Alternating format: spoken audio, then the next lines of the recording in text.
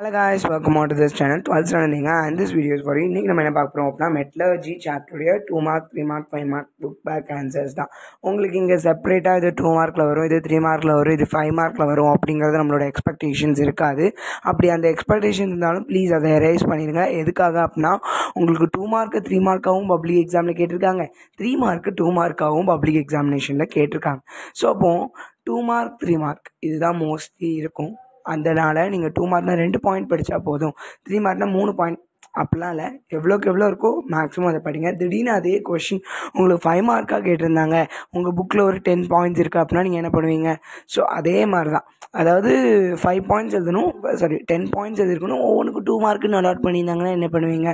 இதே இது உங்களுக்கு 10 பாயிண்ட்டு 2 மார்க்கில் கேட்டிருக்காங்கன்னா மேக்ஸிமம் நீங்கள் 4 எழுதணும். ஏன்னா ஒரு பாயிண்ட்டுக்கு அரை மார்க்குன்னு வச்சுருந்தா ஸோ இந்த மாதிரி நிறைய கன்ஃபியூஷன்ஸ் இருக்கும். ஸோ நம்ம மேக்ஸிமம் எதை ஆன்சர்ஸாக எழுதலாம் அப்படிங்கிறத நம்ம டிஸ்கஸ் பண்ண போகிறோம். அண்ட் நவ் ஃபர்ஸ்ட் கொஸ்டின் என்ன அப்படின்னா, what are the difference between minerals and ஓர்?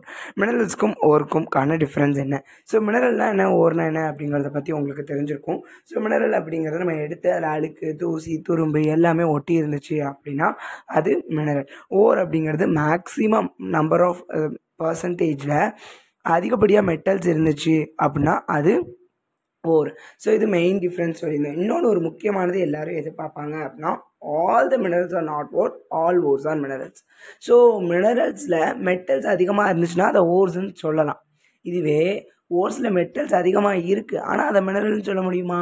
சொல்ல முடியாது. அதுதான் it contains low percentage of metal. Yes, இதில் கம்மியான பர்சன்டேஜ் ஆஃப் மெட்டல் தான் இருக்கும், இதில் ஹை பர்சன்டேஜ் ஆஃப் மெட்டல் இருக்கும். எக்ஸாம்பிள் பாக்சைட், சைனாக்லே இங்கே example bauxite. So first point இப்போ பார்த்துடலாமா? நேச்சுரலி அக்கரிங் சப்ஸ்டன்ஸ், ஒரு நேச்சுரலாக இருக்கிற ஒரு சப்ஸ்டன்ஸ், அது எது மூலிமா எடுப்பாங்க அப்படின்னா அப்டாயின் பை மைனிங் மூலிமா எடுப்பாங்க. Which contains free in metal state. Metal வந்து ஃப்ரீ ஸ்டேட்டில் இருக்கும். ஃப்ரீ ஸ்டேட்னா என்ன? எல்லாமே கலந்து கலவையாக இருக்கும். இந்த ஃபார்ம் ஆஃப் காம்பவுண்ட்ஸ் அப்படின்னா நிறைய கூட்டு பொருட்கள், ஒவ்வொரு பொருட்களும் சேர்ந்து உருவான ஒரு கூட்டு பொருள் அப்படின்னு அர்த்தம். ஸோ இப்போ நிறைய இது சேர்ந்து இருக்கிறது தான் அந்த காம்பவுண்ட் அப்படிங்கிறது. இப்போ and ore contains high percentage of metal. ஓரில் அதிகப்படியான மெட்டல் இருக்குது. அதை எப்படி எடுப்பாங்க அப்படின்னா எக்கனாமிக் லாவோ கன்வீனியன்ட் லாவோ என்ன பண்ணுவாங்க அப்படின்னா எடுப்பாங்க. And this is first question. Second question என்னன்னு பார்த்தீங்கன்னா, what are the various methods steps involve in extraction of pure metal from their ore? Extraction of crude மெட்டல்னு ஒரு கொஷின் இருக்குது. ஸோ அதுவும் இதுவும் நிறைய பேருக்கு கன்ஃபியூஷன் இருக்கலாம். எங்கள் கொஷினை நீங்கள் ரீட் பண்ணி பாருங்கள். நிறைய வெவ்வேறு ஸ்டெப்ஸு எதில் இன்வால்வ் ஆகிருக்கு? பியூர் மெட்டல் ஃப்ரம் தே ஓர்லேருந்து ஒரு பியூர் மெட்டலாக எடுக்கிறதுக்கு. ஸோ அதுக்கு நம்ம யூஸ் பண்ணுறது என்னெல்லாம்? 3 விஷயங்கள் நமக்கு தெரியும். First concentration of the ore. Concentration of ஓரில் 4 விஷயங்கள் இருக்கும், அதுவும் நீங்கள் அந்த சாப்டர் பார்த்துருந்தீங்கன்னா தெரியும். And extraction of crude metal, அதுக்கடுத்து refining of crude metal. So மூணாவது என்ன அப்படின்னா, what is the role of limestone in the extraction of iron? So அயானுடைய எக்ஸ்ட்ராக்ஷனில் லைம்ஸ்டோனுடைய வேலை என்ன? அயானை அதோடைய அயான் ஆக்சைடு அப்படின்னு சொல்கிற ஃபெரஸ் ஆக்சைடுன்னு சொல்லுவாங்க இதை. ஸோ அந்த ஃபெரஸ் ஆக்சைட்லேருந்து அயானுடைய எக்ஸ்ட்ராக்ஷன் தான் என்ன பண்ண போகிறோம்னா பார்க்க போகிறோம். ஸோ லைம்ஸ்டோன் என்னதாக ஆக்ட் ஆகுது அப்படின்னா ஒரு ஃப்ளக்ஸாக ஆக்ட் ஆகுது.